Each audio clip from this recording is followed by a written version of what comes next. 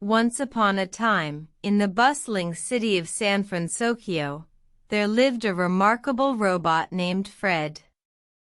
He was a big hero with a heart full of love, a brain brimming with ideas, and a body built for action.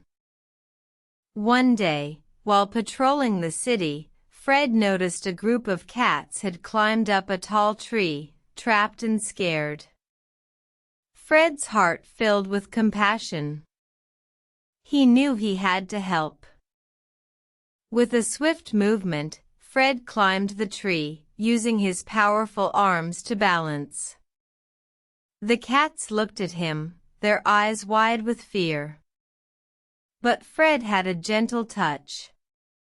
He spoke softly, calming them down. One by one, he carefully picked up the cats, placing them gently on the ground. The last cat, a small, orange tabby, looked up at Fred with grateful eyes. "Thank you, Fred," it said, its voice surprisingly clear. Fred smiled, his lights flickering warmly. "It's what superheroes do," he said. And with that, he flew back into the sky, ready for the next adventure. That night, as the city slept, Fred looked down at the peaceful streets.